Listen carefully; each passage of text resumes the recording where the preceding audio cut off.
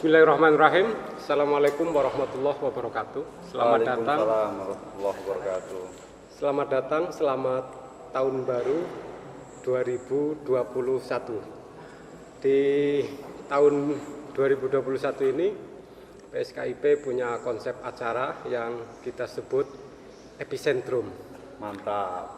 Mantap. Adalah forum diskusi apa saja yang bisa didiskusikan sebagai media untuk berdialog gitu.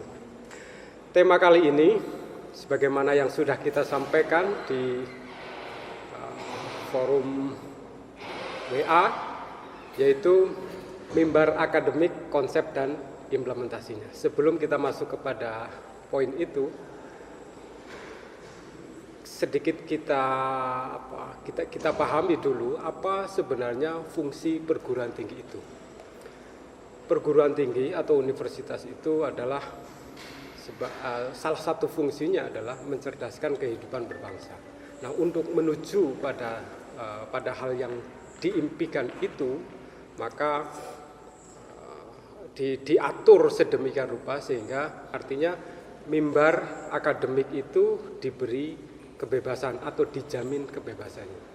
Nah, namun belakangan ada beberapa dinamika yang ya barangkali ini perlu kita didiskusikan, di mana kebebasan mimbar akademik itu. Baik, bersama kita diskusikan ada Pak Nanang dan Pak Salis. Kita akan sama-sama mencoba untuk mendiskusikan bagaimana konsepsinya dan implementasinya sudah sejauh mana. Barangkali Mas Nanang dulu. Iya, baik. Terima kasih Ketua PSK yang progresif. PSK. Namanya memang menggelitik ya, PSK. Mudah-mudahan nama yang menggelitik ini mampu membongkar tatanan kejumudan ya, tatanan kebekuan untuk menjadi membawa kita untuk menjadi manusia seutuhnya, manusia yang merdeka, manusia yang mandiri, manusia yang betul-betul menjadi manusia, bukan manusia yang menjadi topeng itu, bukan manusia yang menjadi pura-pura manusia, serba kemunafikan begitu. Baik, dunia akademis ya, dunia kampus. Menurut saya dunia akademis itu yang ada di kampus itu merupakan benteng terakhir dari peradaban sebuah bangsa. Kenapa demikian? Karena mau berharap kepada siapa lagi bangsa ini untuk menjadi waras kalau tidak berangkat dari dunia akademis. Kalau dunia akademisnya saja, kampusnya saja itu sudah terkontaminasi, sudah terkena virus-virus budaya materialistik, yang birokratis, dan seterusnya sebagai dampak-dampak globalisasi itu, maka saya tidak tahu lagi kita harus berharap kepada siapa lagi gitu.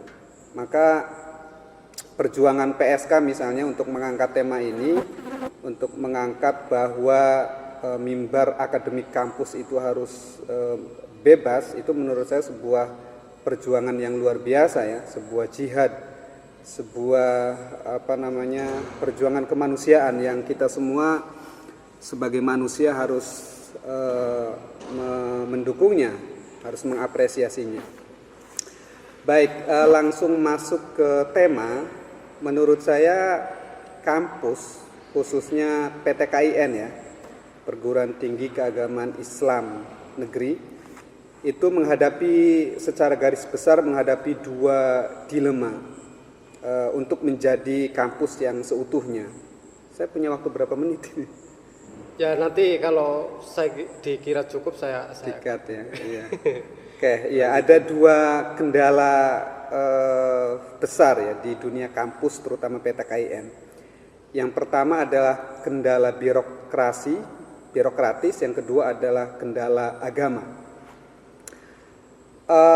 Kendala birokratis ini itu kendala yang umum dimiliki oleh hampir semua kampus, tidak hanya PTKIN, tapi juga PTKI, perguruan tinggi bukan PTKI, maksudnya perguruan tinggi umum. Apa itu kendala birokrasi itu? Itu dunia yang serba dibirokratisasikan. Nah, ini nyambung dengan teorinya misalnya Weber ya, yang mengatakan bahwa saat ini dunia itu menunjukkan kemenangan rasionalitas formal ketimbang rasionalitas substantif, atau mirip dengan apa yang disampaikan oleh Habermas yang mengatakan bahwa dunia perjalanan dunia itu semakin diuangkan dan semakin dibirokratisasikan. Apa itu maksudnya? Maksudnya bahwa aspek rasionalitas sebagai substansi kemanusiaan yang paling dasar itu terus-menerus tergerus oleh aspek birokrasi. Kalau pada ini sebetulnya yang dimaksud Habermas tidak hanya kampus ya, semuanya, semua lini kehidupan manusia, semuanya diuangkan dan dibirokratisasikan. Contoh pada dunia kampus misalnya, mahasiswa mau kuliah itu apakah betul-betul ingin ilmu, apakah betul-betul ingin memahami dunia, apakah ingin betul-betul memahami kehidupan, atau sekedar ijazah? Kalau misalnya disurvei, saya yakin jawabannya rata-rata adalah ijazah. Oke, tadi aspek birokrasi. Yang agamanya coba. Yang agamanya ya sebetulnya masih panjang juga ya, itu yang aspek nanti birokrasi. Sambil bergulir ya. Di kita dulu. Yang aspek agama itu begini. Berangkat misalnya dari apa yang disampaikan oleh Karl Marx ya, bahwa agama itu adalah candu. Dan agama itu adalah perwujudan dari budaya dominan sebuah masyarakat, bagaimana mempersepsikan agama begitu. Jadi begini, agama sebagai candu, Karl Marx misalnya itu mengatakan bahwa agama itu seringkali menjadi tembok, menjadi penghalang untuk menciptakan keadilan, untuk mewujudkan tata kehidupan yang lebih bermartabat, yang lebih berkeadilan gitu. Itu agama itu seringkali menjadi penghalang. Jadi orang itu seringkali menyelesaikan persoalan itu hanya kepada agama dengan simplistis sekali, kemudian seolah-olah semua masalah akan selesai kalau cuma agama gitu. Nah, PTKIN itu kan membawa nama agama, sehingga nanti pilihannya apakah kampus itu menjadi lembaga akademis atau lembaga agamis. Dan ini sangat berbeda. Kenapa berbeda? Karena begini, agama itu kan sebuah kebenaran yang tidak perlu dicari, karena keyakinan. Kalau masih mencari namanya tidak yakin kan. Sedangkan dunia akademis itu mencari kebenaran itu sendiri.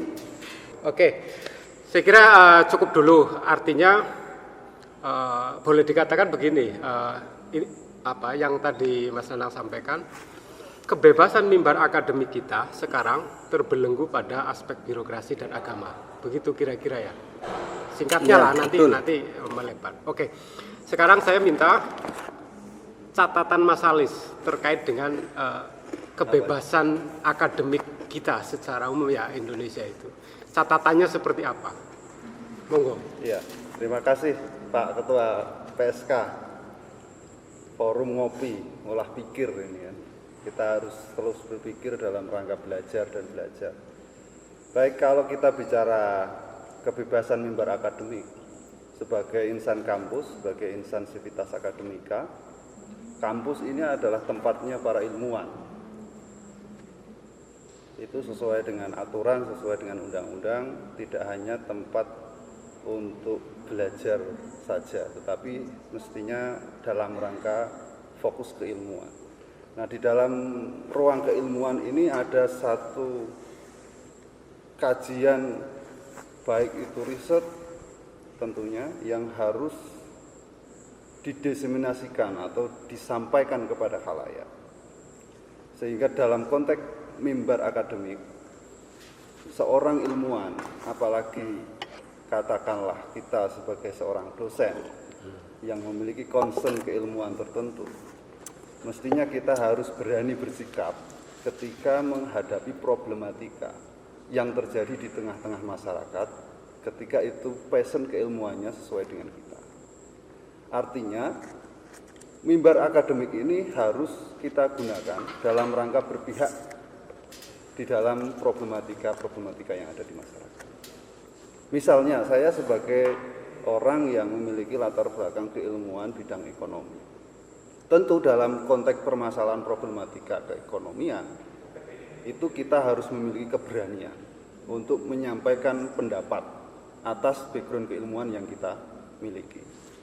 Sehingga kampus itu betul-betul ketika menyampaikan satu pendapat, menyampaikan satu argumentasi, itu bisa memiliki pengaruh di tengah-tengah masyarakat, terutama ketika ada pengambilan kebijakan atas problematika tersebut. Nah, sayangnya kalau kita melihat fenomena sekarang, ilmuwan-ilmuwan kita itu ada jarak di dalam kekuasaan yang itu bisa dilakukan atas keadaan-keadaan yang problematik. Misalnya saja kita bicara soal problem masyarakat yang di bidang saya ya tentunya, problem-problem tentang pembangunan pertanian. Ini adalah concern kajian orang-orang ekonomi yang tentu harus berpihak pada pembangunan pertanian misalnya. Kita jarang sekali bersuara, apalagi berpihak pada mereka. Nah, kampus saya kira urat nadi yang harus digaungkan atas nama mimbar akademik harus mampu hadir di tengah-tengah problematika seperti itu. Kalaupun kita menjadi semacam kontrol sosial ya, atas keadaan yang ada di dalam sebuah negara misalnya, itu harus berani bersikap. Karena tanpa itu, ya berarti mimbar akademik itu tidak ada. Artinya kita hanya berbicara di kampus, didengarkan oleh warga kampus, selesai. Ya. Artinya mimbar akademik itu ya tidak ada. Kita tidak pernah bersuara atau berpihak kepada problem-problem yang ada di tengah masyarakat. Itu mungkin awal. Oke, saya sepakat bahwa kampus itu mestinya memproduksi ilmu pengetahuan. Nah, cuman kalau kembali kepada aturan ya, bahwa kampus ini sebagai tempat di mana ilmu pengetahuan itu didiskusikan, didialogkan sehingga menjadi ilmu pengetahuan baru dan seterusnya itu berkembang, berjejaring ilmu pengetahuan itu. Tapi apakah negara sudah menjamin dalam arti yang sebenarnya? Karena dalam beberapa kasus ya, kampus terbelenggu oleh dinamika politik. Nah, itu yang saya maksud. Kita beberapa saat lalu ya di satu kampus yang mau mendiskusikan tentang apa kemudian diintervensi kan gitu ya. Ada ya, suatu hal-hal kayak keadaan gitu. yang itu ya tadi terbelenggu. Harapannya ilmuwan itu kan bisa mempengaruhi keadaan tatanan masyarakat yang misalnya kurang pas, kurang baik. Tetapi ketika hadir, di satu sisi kadang ada rasa ragu, bahkan ketakutan. Di satu sisi dalam konteks kekuasaan, mungkin tidak ada. Itu keberpihakan juga kurang. Ya ketika kita misalnya sebagai warga kampus yang di bawah naungan Kementerian Agama, apalagi kita membicarakan misalnya yang paling trends di kajian keagamaan itu kan tentang perbedaan mazhab. Ya. Kita masih resisten sekali ketika berbicara soal perbedaan mazhab. Walaupun itu bukan bidang saya ya sebenarnya. Itu resisten sekali misalnya membicarakan soal Sunni dan Syiah, mendialogkan soal itu. Itu kita apalagi Gavatar dan seterusnya. Itu masih ragu-ragu bahkan takut dalam bertindak semacam itu. Apalagi misalnya saya yang di ekonomi syariah ketika berhadapan-hadapan dengan keadaan situasi ekonomi, kebijakan-kebijakan sistem ekonomi yang kapitalistik, tidak konstitusional. Ketika kita bersuara, ya rasa ragu itu mesti ada Iya. menggeliat Takutan, pada ya. diri kita, sehingga ya yang jadi substansi atas kebebasan mimbar akademik itu jadi kadang ya tidak ada. Nah ini mari kita mulai dari PSK ini untuk coba kita berani menyuarakan hal-hal yang sekiranya ini menjadi kebutuhan atas problematika yang ada di tengah-tengah masyarakat. Kira-kira ya, tadi kan terkait akademisi harusnya dia aktif berdiskusi, menjadi problem solver lah terhadap permasalahan-permasalahan bangsa ini. Kemudian kita seperti tidak ada masalah apa-apa, adem ayem, kan kira-kira begitu. Seolah-olah tidak ada masalah. Ya, kan indikatornya gitu. Ketika di kampus tidak dibicarakan apapun, berarti kan dunia luar sedang damai kan gitu. Padahal kenyataannya kan sebegitu kompleksnya, mestinya kan di kampus lebih dinamis itu kan. Wah, ada ini diskusi ini, kemarin FPI baru dibubarkan, kampus sudah mulai berbicara tentang bagaimana aspek hukumnya ini. Kan sah-sah saja toh.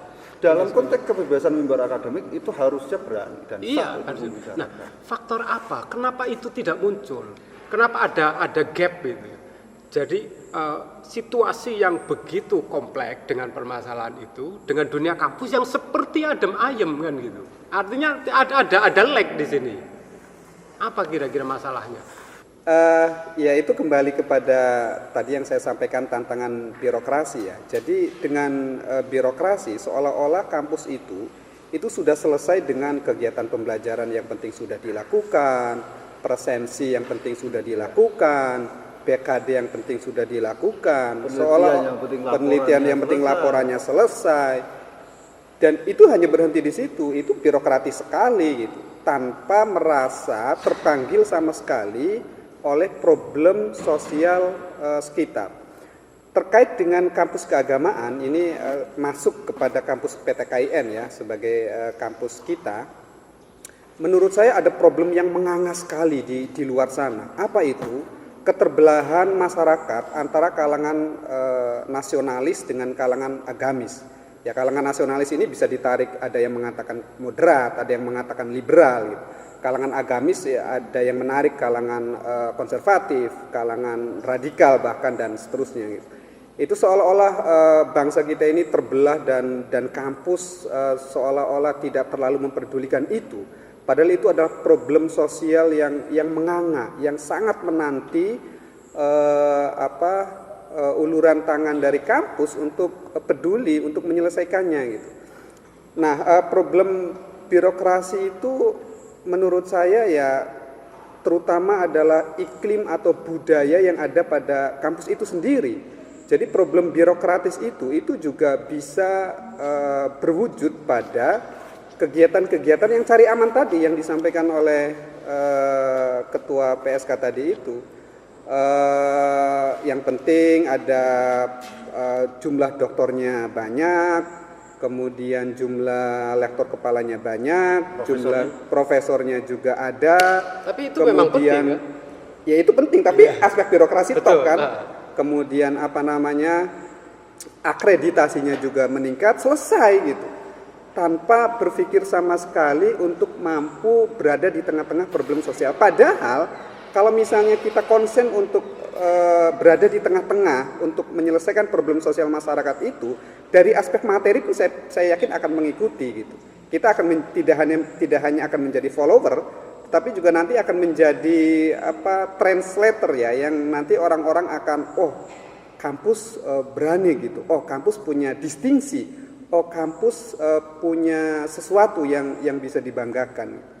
Itu menurut saya menarik kalau kita bisa mengambil isu-isu itu. Oke, apa boleh dikatakan gini? Mungkin terlalu dini saya menyimpulkan karena tidak berbasis data dan sebagainya. Kalau dulu upayanya adalah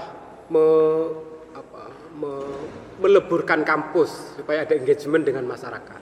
Artinya kehadiran kampus itu benar-benar dirasakan dengan masyarakat. Upaya yang dilakukan dulu beberapa tahun yang lalu lah kira-kira begitu.